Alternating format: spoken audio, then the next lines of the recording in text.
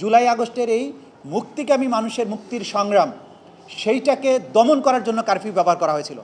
তার কথাতে গুম হওয়া ব্যক্তিদের ছাড়া হতো, গুমের জন্য লোকদেরকে ধরা হতো। এগুলো যথাসময়ে যথা পরিস্থিতিতে আমরা আদালত উপস্থাপন করব।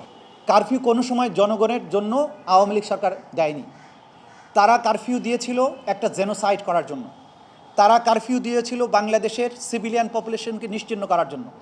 তারা কারফিউ দিয়েছিল বাংলাদেশের মুক্তি পাগল মানুষের শান্তিপূর্ণ আন্দোলন, বৈষম্যহীন সমাজ প্রতিষ্ঠার আন্দোলন, 15 বছর ধরে অবৈধ ক্ষমতা দখল করে থাকা ইউজারপার তাদের হাত থেকে নিষ্কৃতি পাওয়ার আন্দোলন। সুতরাং কারফিউ দিয়ে জনজীবন রেস্টোর করার জন্য তারা কারফিউ দেয়নি। যারা আন্দোলন করছিল তারা ছিল নিরস্ত্র, তারা ছিল মুক্তিকামী, তারা একটা ন্যায্য দাবির জন্য আন্দোলন করেছিল, যার ব্যাপারে কোনো প্রশ্ন তোলা যাবে না। কারণ জুলাই আগস্টের আন্দোলন, জুলাই চার্টার, জুলাই সনদ এবং রাজনৈতিক দলের ঐক্যমত্যের মাধ্যমে এটা জাতির মুক্তি সংগ্রাম হিসেবে বিবেচিত। এই সংগ্রামকে সন্ত্রাসবাদী আন্দোলন বলার ধৃষ্টতা কেউ যেন না দেখায়, এইটাকে মাথায় ধরে নিয়ে তাদেরকে আর্গুমেন্ট করতে হবে। জুলাই আগস্টের এই মুক্তিকামী মানুষের মুক্তির সংগ্রাম সেইটাকে দমন করার জন্য কারফিউ ব্যবহার করা হয়েছিল।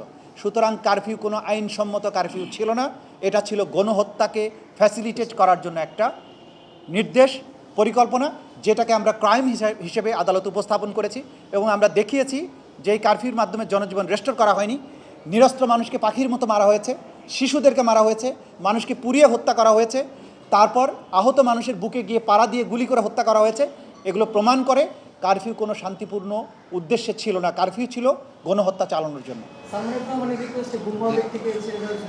ফিনিশ শব্দ বলা হয়েছিল, আর সেটা আমরা দেখাবো। এটা আমরা বলেছি, আমাদের কাছে এভিডেন্স আছে এবং এটা হয়তো আপনারা অনেকেই জানেন যে তার হাসিনার উপরে কতটুকু কর্তৃত্ব ছিল।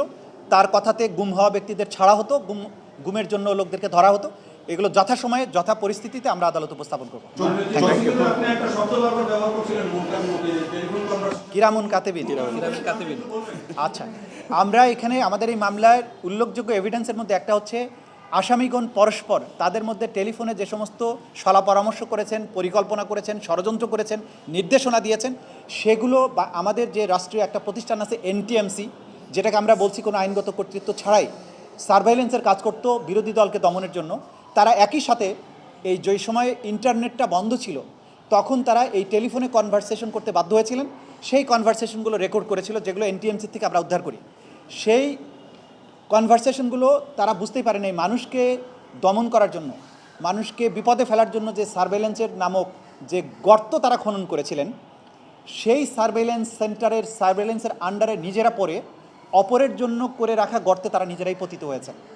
এবং এই টেলিফোন যে তাদের ব্যক্তিগত সমস্ত গোপনীয়তাকে ব্যক্তিগতভাবে তারা যে সমস্ত অপকর্ম করার জন্য যা করেছেন, সব কিছু কিন্তু যে আমাদের দুই কাঁধে দুই ফেরেশতা আছে, তারা যেমন মানুষের আমলনামা লিখে রাখেন, এনটিএমসি এই অপরাধীদের আমলনামা যেই সময়ে ইন্টারনেট বন্ধ ছিল সেই সময় লিখে রেখেছেন, যেটা এই মামলার বিচারের প্রমাণে অনেক গুরুত্বপূর্ণ এভিডেন্স হিসাবে ব্যবহৃত হচ্ছে।